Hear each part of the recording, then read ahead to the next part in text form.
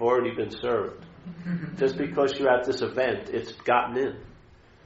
Then have faith in mind and let it be. Don't send your little, 8-tentacled little parasitical mind to try to make it into something. Just leave it alone. Go do something else tonight. Don't come home and read more or do that. Just let it go in. This is faith in mind, The mind doesn't need a huge dissertation. It just needs an intimation. Just an aside can do it. Yeah, like what they said about this guy, I think, that he was working in a market. He was just a poor farmer or something, and some scholar was walking. Oh, you brought your purse on your foot. Right? That's pretty good. What you dragged in? A purse. So he was working in this market, and some guy was walking by, chanting the Heart Sutra, which is a sutra of Mahayana Buddhism, right? The guy heard a little snippet, and his mind woke up. And then he actually after he got this, he became the patriarch of the whole Zen system. This little poor farmer working at a market. He wasn't literate. He didn't know how to write or do any or read. Yet he heard it, and the mind opened up. Yeah. Sometimes that's what it takes. Just a couple of drops. Yeah. Don't be you don't have to water this that much. Yeah. Just let it in. Yeah. Honor it a little bit. Give it a little room, and then see what it does. Yeah. It may draw you to see somebody, you'll go here and go there, and then you'll get fed in the ways that work for you, your particular predicament. Yeah. You'll get fed, and after a while, you'll have to admit that something knows more than you know about how to navigate this life. Yeah. And then that's called faith mind. What do you think the statement is? It's called faith mind. Faith in mind. Yeah. Yeah. To me, this is what it's like. I'm like a mailman. You don't have to go follow the mailman home. He just delivers the mail, and then adios, bro. Now, in this case, we want to keep delivering the mail, repetition, because it's like, don't forget the party at 8 o'clock, very simple little statement. And then the idea about the party and everything comes right back up. Yeah, you don't have to have 8 hours of browbeating, there's a point where it's like beating a dead horse. You know what I mean? Like I used to have people when I first came to Toronto, they had read too much, I felt, They had heard too much of this stuff, and they were very unhappy. And they were sitting there asking me all these questions, and I said, why don't you just don't come back this afternoon? Go to a soup kitchen and do some service, yeah? Don't serve somebody you know. Do it to a stranger. And then see what happens. You'll get the message clearer there than you will here. Yeah? This is like you've been throwing the same type of wood in the fire. It's not burning anymore. You need another different log, It has a different smell and it burns a slower rate or a faster rate. Something a little different. And I find a lot of times in these groups, one of the elements that is missed is service. Yeah? The idea of serving others. Because there's the idea there is no other or whatever. It's all bullshit. It's just a possibility of mind expressing in a certain way that brings a largeness to it, in expression, when you do service, when you get out of your seeming self, or you get out of your situation and lend a hand to someone else, it does magical things to the mind. Yeah? It does more to allow it to open than a lot of chance of opening. Yeah? A lot of wish, hope, praying, open, please let me open. The way to be a conduit is to be a conduit. Yeah?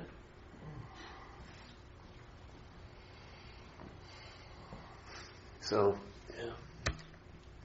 I don't know about the faith mind. Let me just speak about this one thing where it says to use activity to promote stillness is activity. Yeah? You can't use mind to seek mind. You can't use light to seek light. You can't use the Buddha to seek the Buddha. Yeah. No matter how many disguises you put over your Buddha nature, it's the Buddha nature.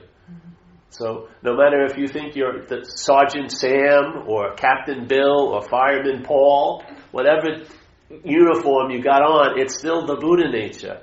So it sure sounds like Captain Paul should seek the Buddha, but the problem is Buddha can't seek the Buddha. And you may deem it to be a problem as Captain Paul, but you're the Buddha. You're what you're seeking. Yeah? Be willing to sit with the pause of that. Don't go to another fucking meeting. Don't pick up another book. At least give it a little rest so that something can get digested. Yeah? You don't have, it's not like spiritual junk food. You just don't keep eating 800 potato chips.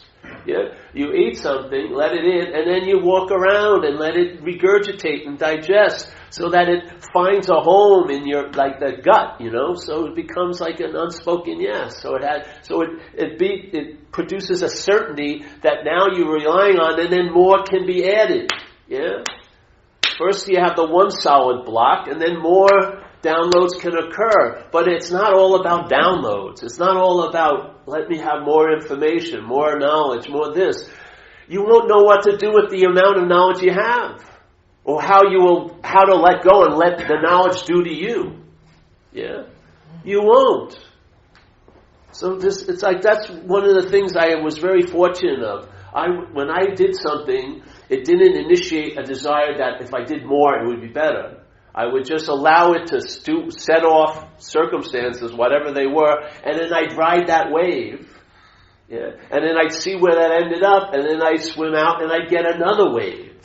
Yeah? So I heard this message from a number of people. Some I liked, some I didn't like. I didn't like the way some people shared it, or some people I did. And, I have a lot of gratitude to all of them. But I never think of them at all. Yeah?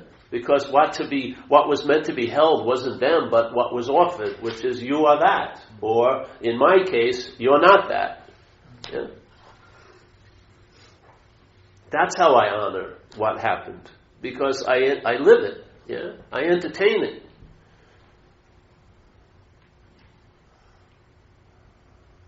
And that's the only way you can live this. It's a verb. You can't have lived it, and you can't be preparing to live it. It's the living of it. Right now is the realization. It's a verb. It's not a realization. It's realizing. It's a living realizing. Yeah? A living realizing that never stops to be a living realizing. It's not a point where I've realized, I've lived to realize it enough, now I've just realized it. You don't become a noun. You don't become a realized one. You don't settle into some mental stability. You're always going to be, it's like they say in the Bible, the Son of Man has no place to rest its head. Well, that's the security, that there's no place to rest the head.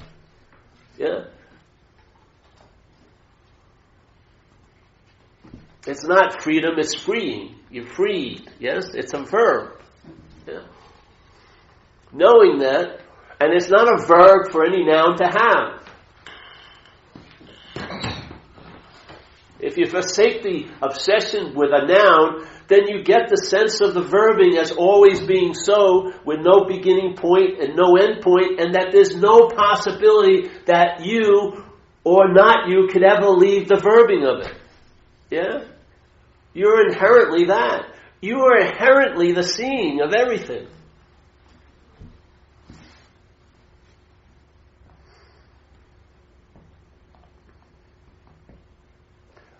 Put that in your pipe and smoke it. See what happens. You let that comes in and you get changed from, it's like the canvas gets bled through. You still have this mental idea of what you are pasted or pictured on the canvas, but something bleeds through that and almost pushes out the image that was there and bleeds through that. Yeah? It's not like you say, I'm not that from here. You realize I'm not that from what is. Yeah? Pushing out.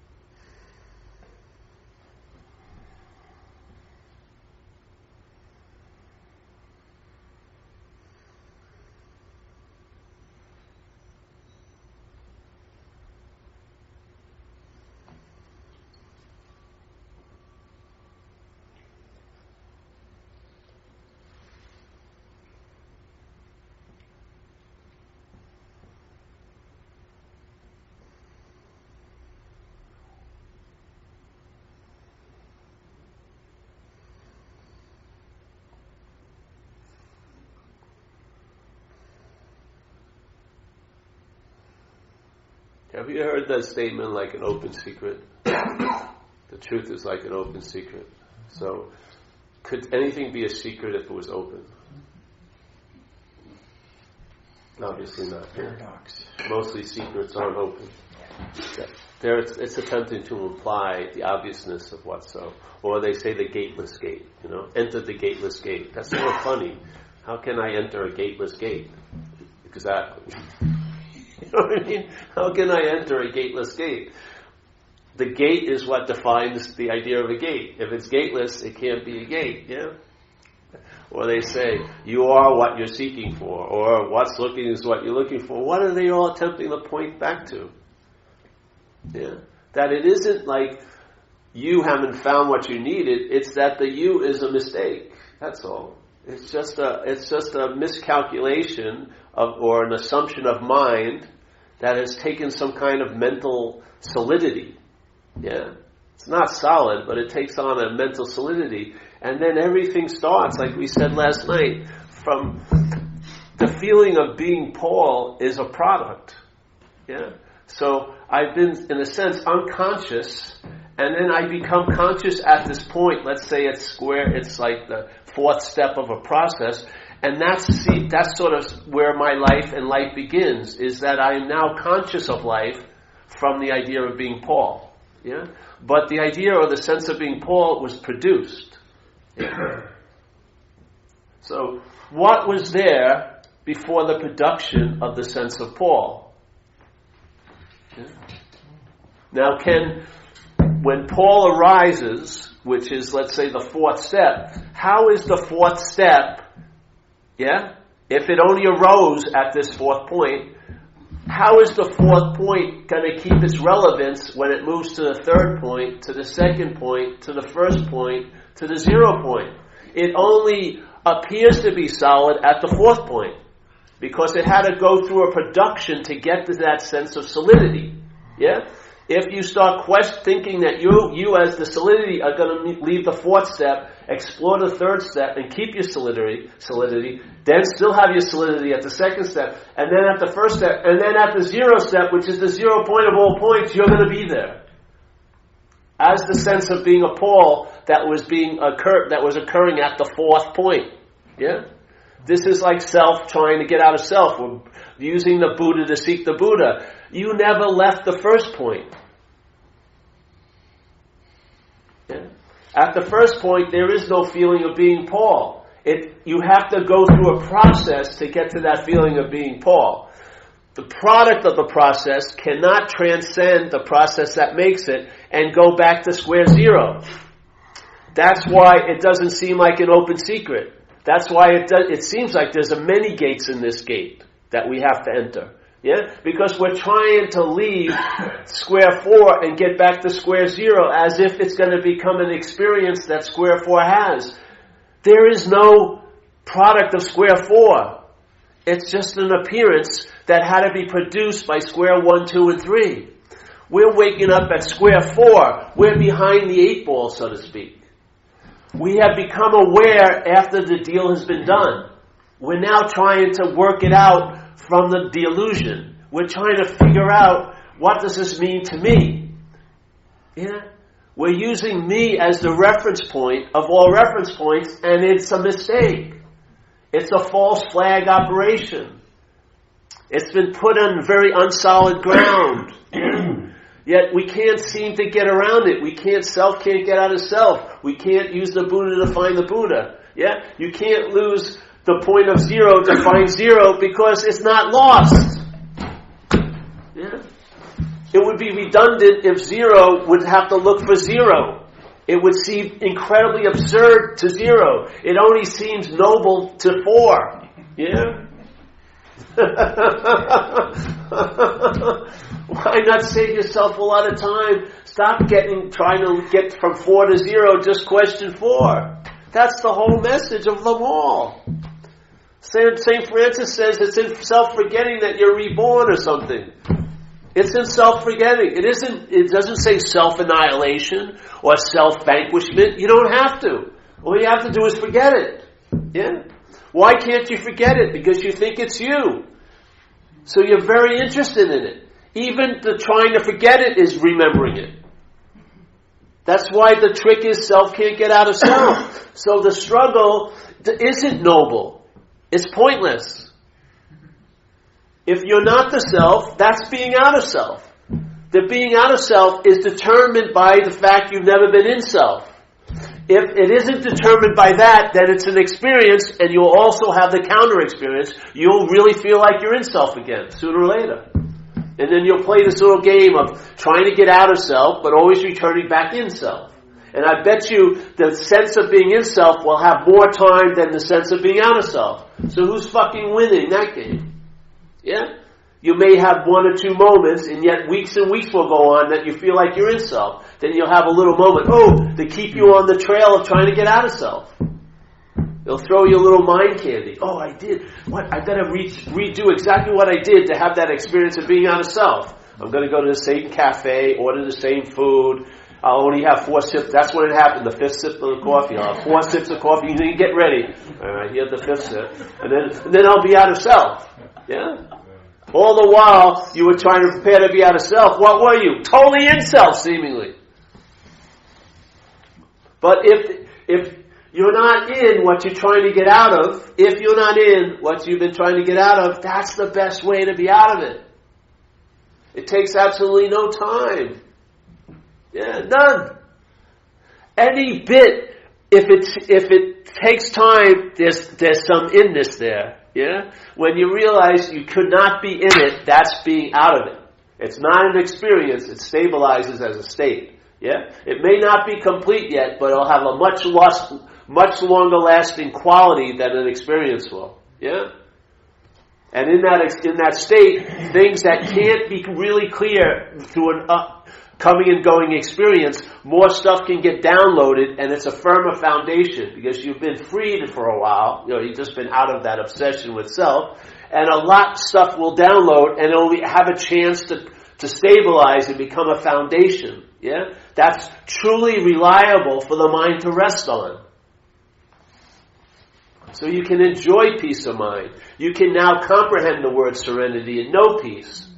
Yeah. You'll have a new attitude and outlook on life.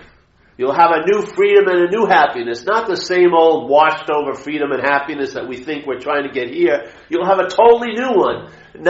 Doesn't have any similarities to the old idea of freedom and happiness. It'll be surprising to you every day. Because it will be brought to you by I don't know. And you'll be disarmed enough that you can be happily in I don't know. Yeah? The drive for mental security of knowing something will be dismissed, and you'll find that the true security is insecurity. The true certainty is uncertainty. Yeah?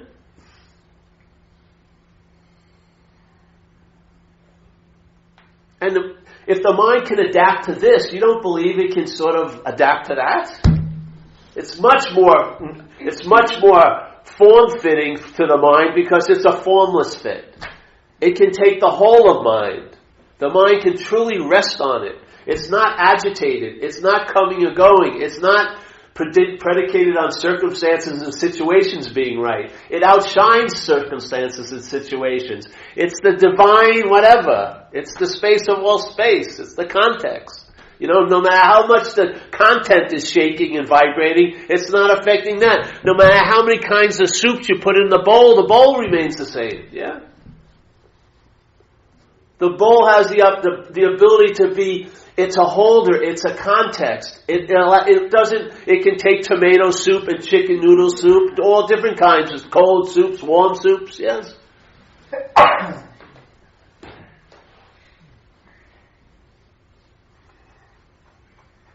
And I know you were confused about the terminology of mind.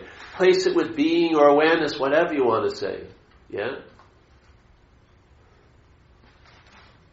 I like to use it because it triggers something with me, and I like the old Zen teachers. I like them a lot, like Huang Po and these other people. And I like the terminology he always used, which was mind. Big M. I like that. It works because it just allows, I go off totally into a very large, very airy space up there where there's no things to run into, nothing to have an experience with, just total like gazing into an open, clear sky. Yeah, no clouds appearing, nothing to disturb the seeing. Yeah, no event called seeing ever happens. It's just seeing. Yeah. In this world of constantly having the seeing interrupted by running into what's seen and then thought about and everything, it's really nice to have an overall like current in your life to be that seamless verbing of seeing. Yeah? Always, always, always, always, always. Seeing, seeing, seeing, seeing, seeing. When everything else is being partialed up so much and cut up and interpreted and compartmentalized, to see the seamlessness of what's really going on here. Then all the partitions and all the borders and all the lines our minds wants to draw between things and time and everything, they sort of fade out. And you just get one sense of it like a giant swoosh. Yeah? Just a swoosh going, yeah? So it's like all the frames are removed and then you see the mural quality of everything. They're not separated and defined in their own light. They're all part and parcel of a mind, yeah? It's going to produce a sense of something in you, I'd say. And of course, because this is a place of expression, it's going to seek expression. Yeah. I saw a lady who had bone cancer in Australia when I used to do talks in Perth. And this guy who was sponsoring me there knew this lady was dying, and he wanted me to meet her. So I went over there. And she had gone to satsangs and everything, and she was in bad shape. Luckily, her husband was well off, so she had a nice place to be. But she had to be carried and everything. Bone cancer is a really painful cancer. But she was bright as bright can be, yeah? Her mind was totally outshining the circumstances and situations. Her body and her situation seemed to be, totally outshining it. See, I was more drawn to see her than the beaches or anything else in Western Australia. And that's saying a lot because I like surfing, but she was really, really a damn bright example of just that, yeah? The mind's freedom outshining the circumstances, the situations, sort of dimming all the partitions, blending all the paintings into one. Yeah. She passed away, but I'll tell you, what she was never passes away. Yeah. And she was aware of it. She was reflecting that. Yeah. And it was very, very attractive. Yeah. You'd like to go see that person and stuff. So you ever see you see the moths going to the flame? You have a light, yeah, and then the moths are going, yes, and maybe they drive you crazy and stuff. But what would happen if you just took that bulb out? Would the moths be attracted anymore? Yeah.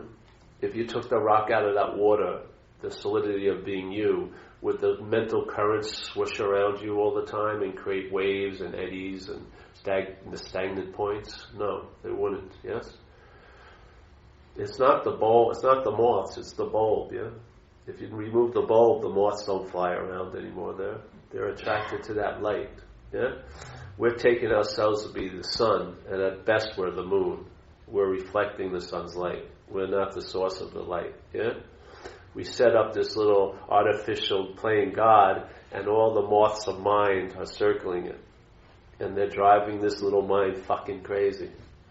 And yet it can't entertain to give up the artificialness of its light and to surrender to the sun, in a way. Yeah? Once that would be in place, the moths would disperse. Yeah? Your mind wouldn't be circling you all day, seemingly. It would disperse. It would go out. Your interest and attention would be freed from that slavery to the idea of being Paul. And that same interest and attention that's turned on the self, which is called obsession, would enrich your fucking life. You'd be walking around and your interest and attention would enrich your life instead of sucking it dry every day in this black hole called Paul, where no matter what you put in, you don't get much out, do you? Maybe specialness and being right usually coincides with being alone. Yeah?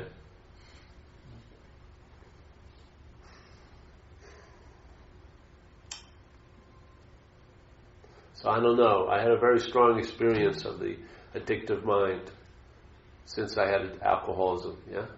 But it started way before I ever drank. It started around 6 years old, where I started to think about myself. And it built up more and more momentum, and it got more and more relentless as it went on, to the point where I couldn't do anything without thinking about it a lot. You know? If I walked in the room, I thought about it a lot. If I left the room, I thought about it a lot. I couldn't take a shit or get off the pot. It was just constantly going over everything, you know, ad nauseum. Yeah? And I wanted so much fucking relief, I would do anything. I'd shoot up almost anything. I actually shot up perfume once, incense once, because we hoped it was opium. And even though after we cooked it, and our girlfriend walked in the room and said, "Man, that smells like incense," and we had already shot some, and nothing had happened, we still shot it again, because we were dying for fucking relief. Even though we knew it was incense, we still hoped it was opium. I mean,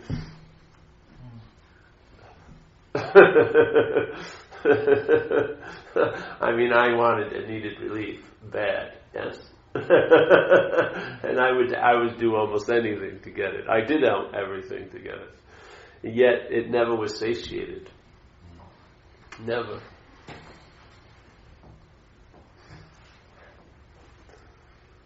That early start, Paul, of being so heavy into self so young, was from what? Not feeling one a part of. Well, actually, I had felt a part of, in a way. When I was a little kid, they had pictures of my family, and I looked like a little cherub, and everyone looked sunny and bright. And then a few years later, after the thinking started to dominate, it looked like I was pasted into the family pictures, and I was looking at my mother suspiciously. I was like, very just weird. And the disease of mind just isolated me totally. You know, I couldn't empathize with anyone because I couldn't see how anything pertained to them. Everything just pertained to me. And it just wasn't like an avalanche of obsession. So I was really dying to have a drink, you know, to do something to get out of it. And then I did my best to do that, but you can't transcend an imaginary place. So no matter how much I shot, I never got out of what I thought I was in. Because I can't get out of something I'm not in. It's impossible. Yet I didn't have that information that I wasn't in it. So I tried very, very hard to get out of it. And after addiction, I used spirituality the same way. Yeah. And it's impossible to get out of what you're not in. That's what saves you a whole lot of fucking time, to me. And I heard that little message, and the lady probably doesn't even know it had made a big impression on me who was sharing it, you know. She probably just was doing what she was doing. But it hit me, and it became an unspoken yes, and it became the last answer, and I haven't had a new one since, you know. Just sort of been entertaining it, and because of its quality, it could be a never-ending entertaining, because it never ceases, yeah. And, you know, magically, I got relief from what I didn't believe I could ever get relief from it, you know. I basically had given up the ghost. I was just ending up in jails, institutions, and death, you know. And I was just trying to stay as high as I could until the next time I ended up in an institution, jail, and death. That's basically where I was at. And I had given up all hope for change, really.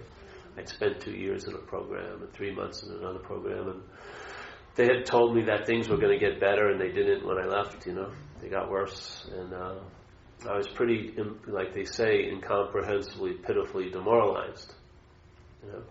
So what occurred with me was really just an intervention, a divine one, if you want to call it that. It was just a regular day at the office, drinking with someone I didn't know. And something downloaded and stopped my mind for a couple minutes. And I didn't know it could stop, to tell you the truth. But it stopped, and I noticed it because it had stopped. And then I got a pretty good idea what it was when it wasn't. And it changed my whole life that day. I didn't reach for another drink, and then it set off these trains of circumstances, and I ended up going to a recovery meeting the next day, and I've been sober and clean ever since. Yeah?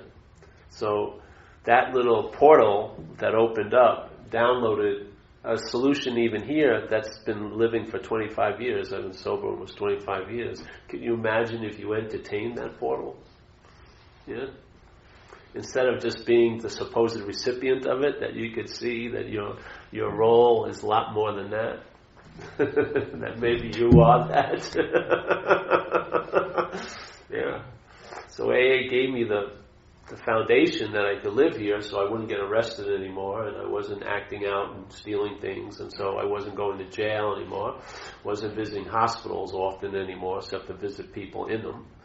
And so my life out here stabilized enough that I was open to hearing satsang when I was about 11 years sober, and I heard the message. If I would have heard it 2 years before, it wouldn't have probably had any impact, because there was too much static probably going on. But the mind had become stabilized somewhat by my good behavior and the love of AA. And then the download went in, and it had somewhere to grab, My attention was freed up enough that it could go with it. And then that's what happens. So you were saying that seemed like your first step was when you realized that it wasn't your mind, it was alcoholic mind. Yeah, big time. Yeah. And then your next step was that you took that bigger when you understood that. Yeah. Well, I didn't take it bigger, but it became bigger, Yeah. Yeah. Then you should see the addiction is the addiction to self. And to me, that's clear as day. I see the progression from the source of all addictions to all the addictions. If you take any addiction and follow it, you'll get back to the one source of them all, which is the addiction to the idea of being a self. It's clear as day to me. I've done the investigation, I've seen it. So, what's the solution to that? What's the solution? Well, it can't be that self is now going to break an addiction to itself. That's not going to work. That would be obsession with self, yeah? So you may be questioning its reality, its substance. You guys use self-inquiry. I think that's a pretty good tool. I don't think it's something you need to use all the time. There's a point where it's probably better to put it down, because it's sort of like Ramana Maharshi would say, it's sort of like, he doesn't say this, but he says all comes from big S, so let's say all comes from mind, so follow the selfing, and it has to lead to its source, which is mind. And once you follow there, you don't have to ask who the self is anymore. You've been introduced to the master, which is mind. And they'll rest there. If there's a forgetting of that, then maybe use self-inquiry will bring you back to that same point. But no matter where you think you're asking who it is, it'll always bring you back to the same point. So after a while, being brought back to the same point, you get that I never left that same point. I just appear to leave the same point. Yes? So if I have appeared to leave the same point, I don't need to do anything about it but to see that I just appeared to leave the same point, and therefore I've never left this point, and there's no way I could ever possibly leave this point. Yeah, because if every time I impossibly leave this point, I return to the same point anyway. So have I ever gone anywhere? No. There you go. Yeah, there you go. What's mind going to do with that? Except settle down. You can't move anymore. You've taken every step away from its habit to want to dance. And so what does it do? It may feel uncomfortable for a while, then it sits, it relaxes, it rests in that. Yeah? Now you can enjoy peace of mind. You can enjoy a clear reflection. Yeah?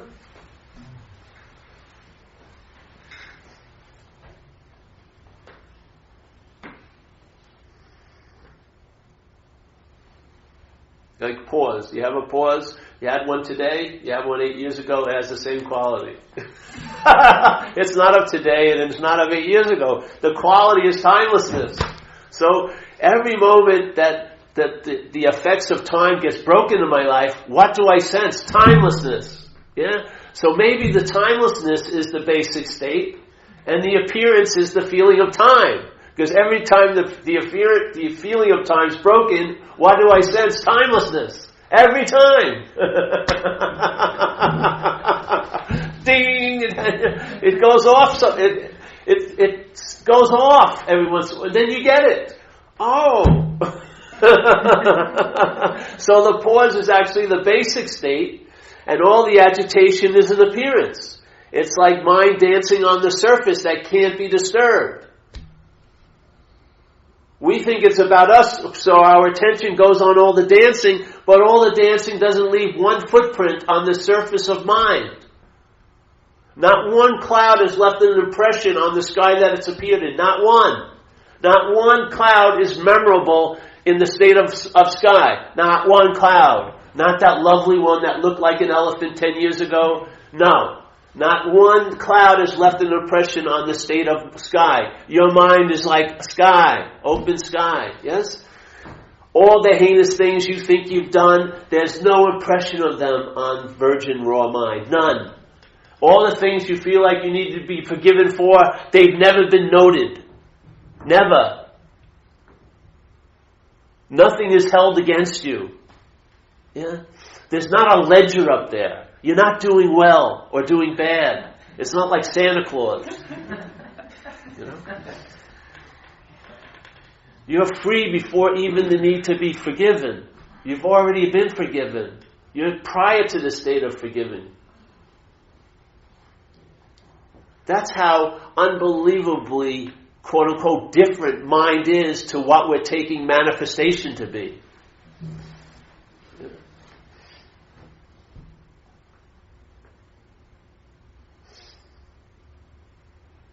When you're praying to mind to forgive you, you're praying to yourself to forgive you.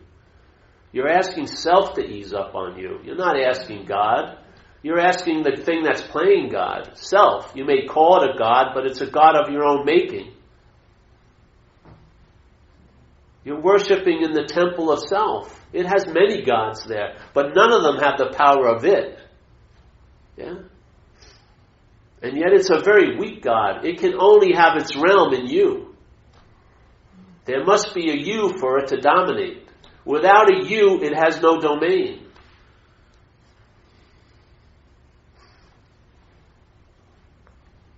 We're not trying to kick that out, just question the you.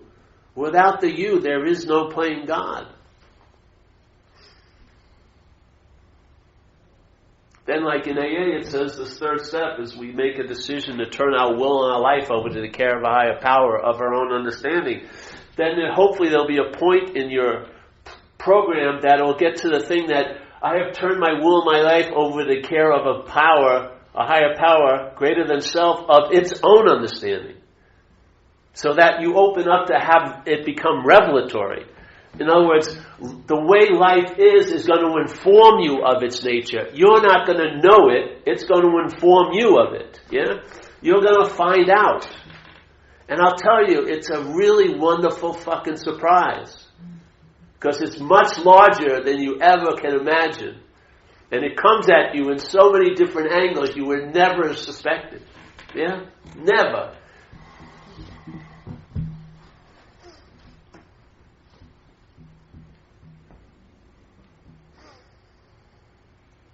And you can find rest there, really. You can put down the rock. Really. Put down the rock and never look back. You can be done in a way. You can have a radical sense of relief.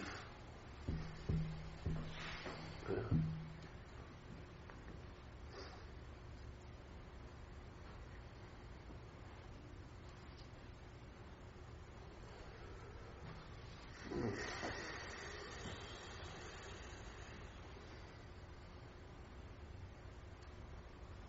I joke around a lot about it and try to be irreverent, but I have such an honoring of it. I just feel so humbled. It just brings tears to me. Like,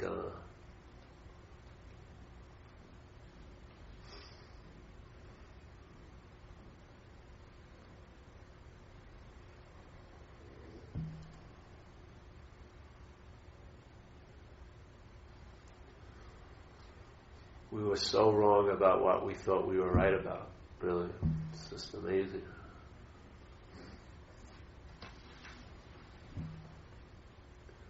See, in you've already been convicted. Yes? In the court of self, there's no relief. You're never going to be released. It may promise you probation, but you always get pulled back in. You always fail a urinalysis test or something. You always get thrown back into its little prison of mind. Yeah? All those cases against you have to be brought to the court of light. That's where they all get annulled. Yeah? There's no real true forgiveness if you think something was done. There's no way. In the Course, they were talking about atonement, and atonement is recognizing nothing ever happened. Yeah.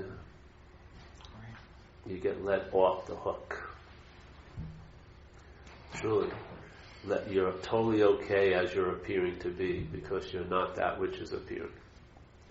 Simple as that. If it was you, you'd be driven to work on it probably. Yeah? You'd always find fault somehow, somewhere. But if it isn't you, that crazy eye of Sauron lifts, and that fucking addictive gaze is left to look somewhere else, let's say.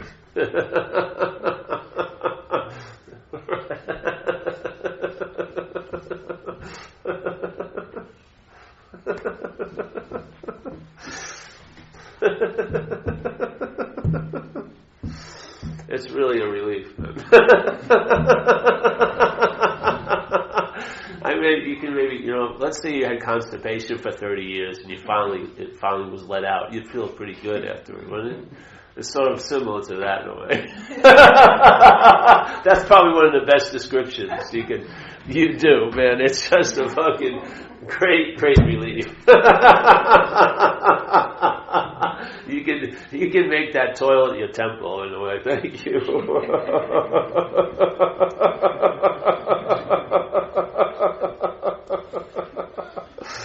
Oh, thank you for receiving this.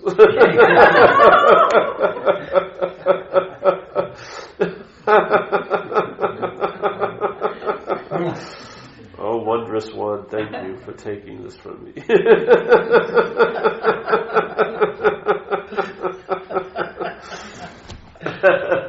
And it's amazing, like in recovery, what you call the pointless, useless life gets used. It gets used to point to others that there's a possibility of being free. Yeah, it's amazing, eh? What you would deem to be pointless and useless, you throw into let's say a program of recovery, it recycles that and turns it into an incredible, like compost for something good to grow in. Yes, this is like the mind. Yeah, what we call has no value finds great value when the mind is directing it. Yeah.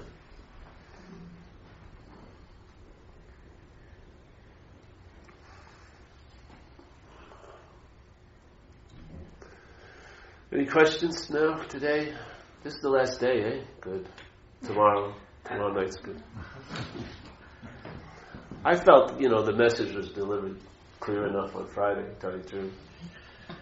I know we need money. I need money too, I can't paint houses much anymore, so I have to be into a certain kind of business, I guess, but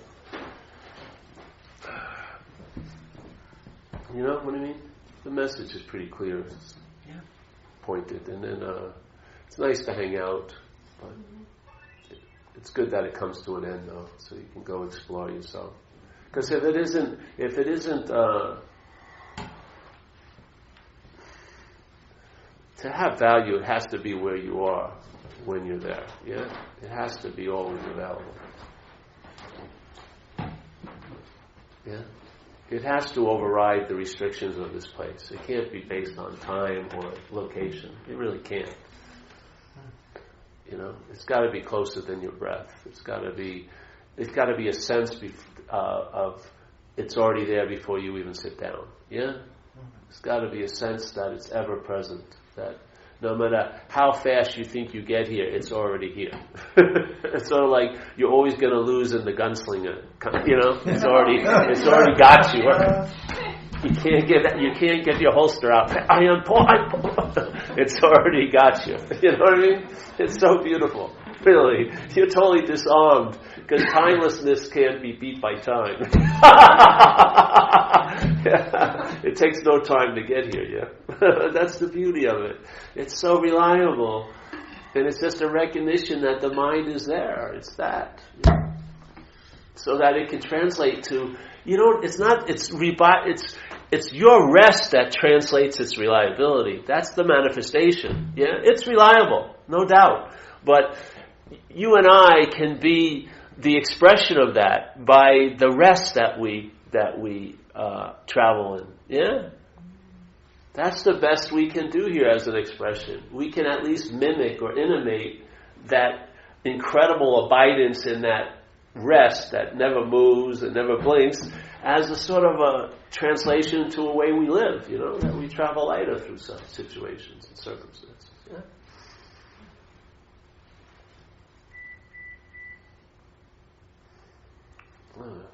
We have some more. We have a lot of time. All right, questions, please. Yeah, I don't want you to feel like you got ripped off. I know. Usually, for someone to get a message, it must be 2 hours. It can't be in 10 minutes, 40 minutes. Or reports or anything. You look a lot different than you did yesterday. You do. Yeah. Yes. And this lady, Amy, she had a drastic shift. I remember when I first saw you 3 years ago. Man, you look like you were cooked, burnt. And then something happened, and now you keep traveling the similar way since that happened. Yeah, at least visually. Yeah, and then Tanya's like a rock, and then there's Donna. She's like a gopi. Yes, looking for Krishna. It's a very nice thing.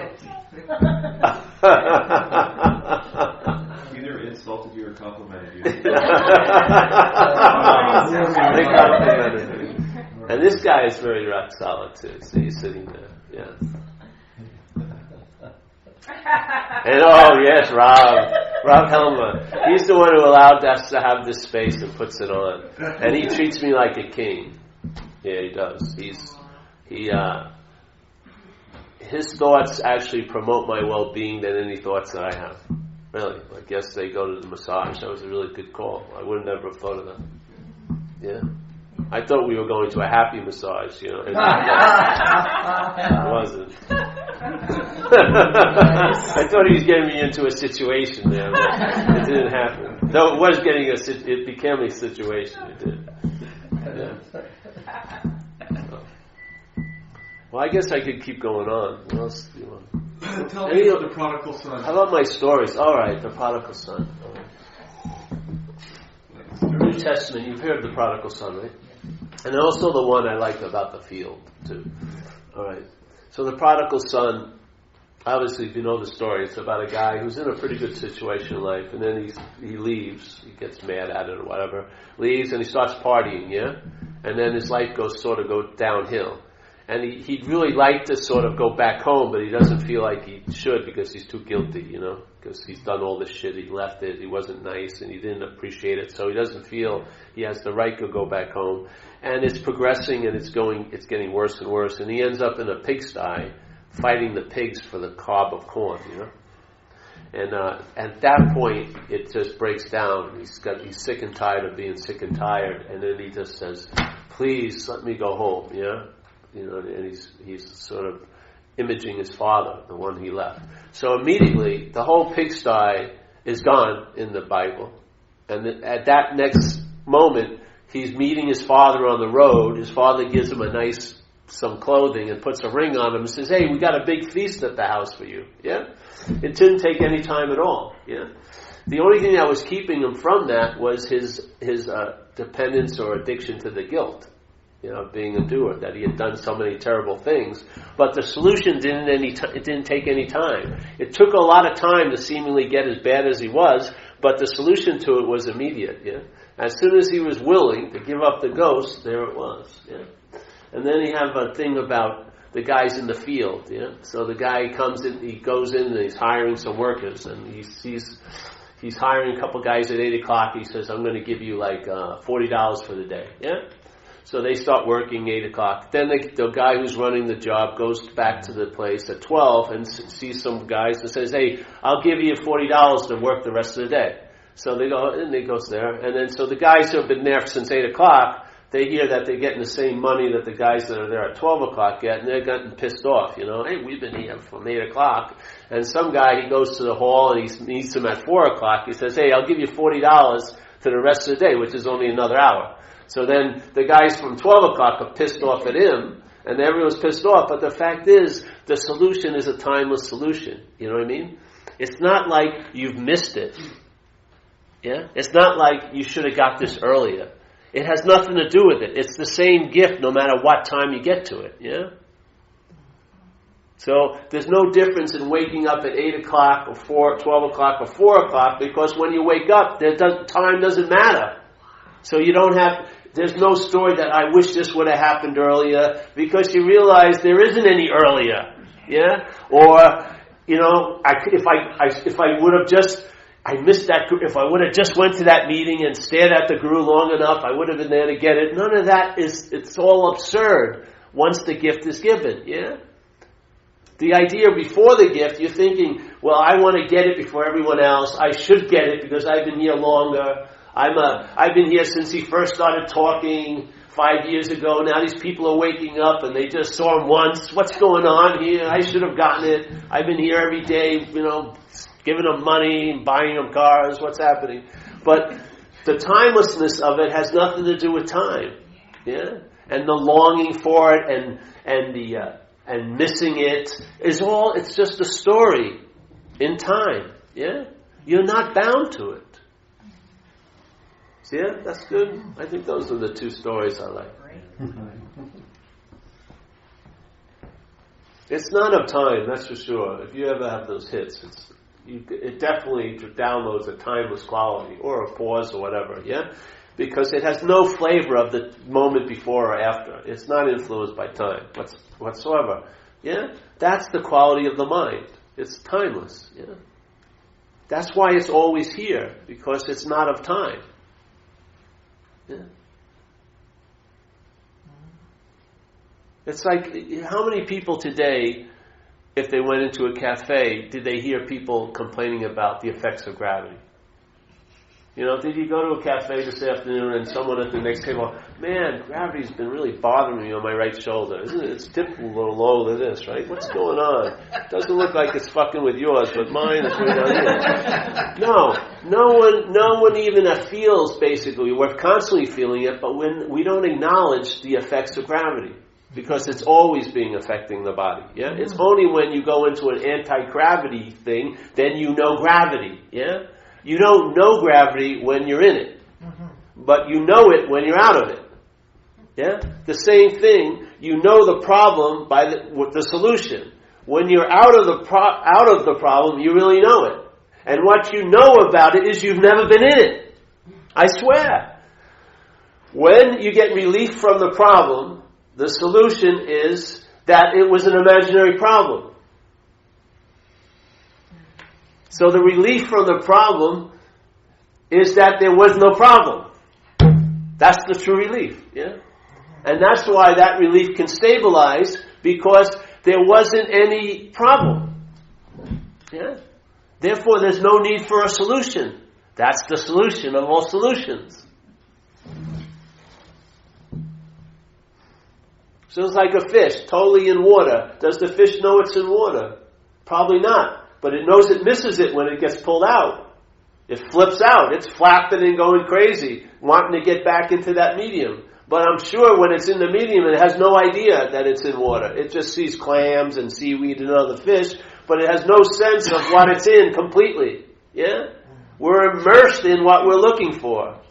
We're as wet as hell, acting like we're dry, looking for wetness. Yeah? Only when we find wetness, we have an experience of it, but it just reaffirms that we're basically always dry. Yeah? This is questioning the dryness. Are you dry? If you're not, there's no need to look for wetness. Just like the wave, if it's not the wave, does it have to look for the ocean? It is the ocean. It's only as the wave that it can be in a position of looking for it. looking for itself, calling it the ocean, yeah? But so to keep questioning and learning about the ocean, it doesn't help, because it just reinforces the wave that knows about the ocean. But to look to see if you're the wave, that helps, because if you're not, what are you? Being the ocean. There's not a big leap from you're not the wave to knowing you're the ocean. It's an immediate whack. Like, hey, I'm not the wave, bing! It doesn't take any time, because it was the primary state already. The false state, which is of time, yes, which takes time to sort of build, and then it takes time to seemingly get out. When that's not identified with, it's timeless. It doesn't take time for it to occur, because it's not occurring.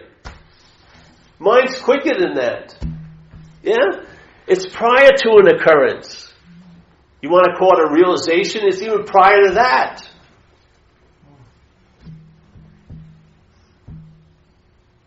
So always we've been saying, and this came from just what was happening to me, we always go the back door. We're not trying to know anything more about the truth. We're just looking at, hey, how can we stop being what has opinions, let's say? By realizing you were never what has opinions. That's the only way it could work. If you were once that, it would have to take time to undo it. Yeah? If you were really that, it would have to take time to undo that. But if you're not that, how much time will it take? Zippo.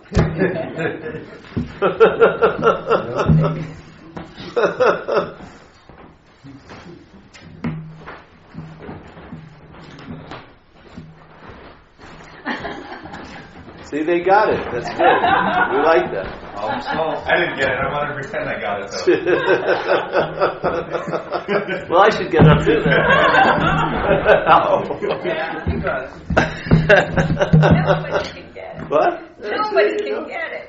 That's right. Well, that's that for me.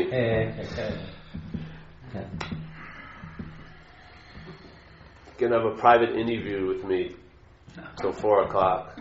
We'll have a raffle. One of you. Who wants it? No one. There you go. We tried that once, right? No one wanted a private interview anyway. What am I going to do with a private interview? Oh, yeah, we did. Yeah. How did that work out? Was it all right? Well, Sue did. Yeah, Sue had one, yeah. Yeah. Yeah. That didn't work out well, though. I mean, that idea of having private interviews. We only had one.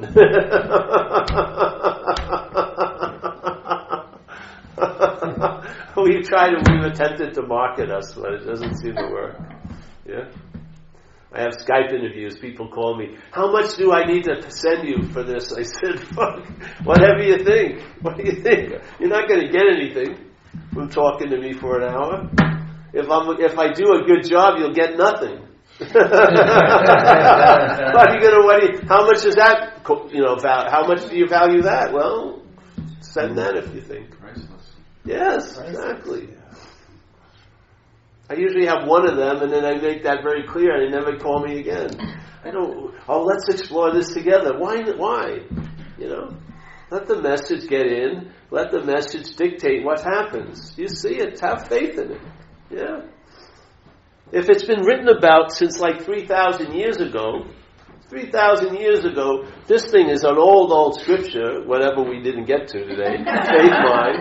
And Ashtavakra Gita is very, very old, prior to Jesus Christ and everything. I mean, there was a point why they lasted. Yeah. It's not what's written, it's the mind that reads it that gives the book the life. Yeah? They're like in code, and the code, usually very succinct, yes? Very brief. That code, a mind, when it's right, reads it, and it gets a huge download out of like 2 sentences. Yeah? A download that can reverberate the rest of its life from a book that was written 2,500 years ago. Like one little statement. Yeah? It's not the statement, it's not the book, it's the mind that's reading it.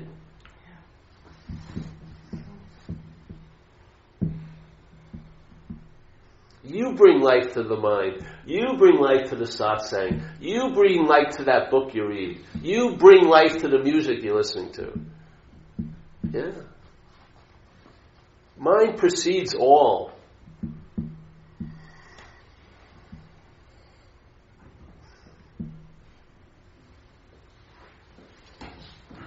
I wish I had some questions.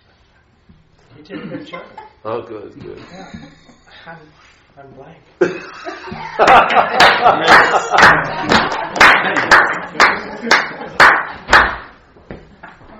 Stunned into silence. Like that, yeah. Great.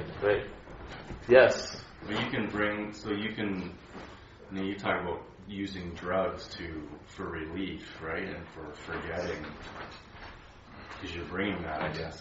But you can also use them to heighten your conscious contact. The same depends what you bring, I guess, right? Yeah. Well, the mind's going to give it the meaning it has, yeah. Like one man's poison is another man's medicine. Yeah. Yeah. You've got to know which is which, though. You may be taking what a lot of people agree to be medicine, but if you're taking too much of it, it can be a poison. Yeah? Well, there's a lot of interest in ayahuasca now. Yeah, there has been a lot of interest in that. So, yeah. I looked into ayahuasca, but I wasn't moved to take it. What's Ayahuasca? I don't know if I should record this. You're not going to get my take on ayahuasca, no. I don't know if I should record this. You're not going to get my take.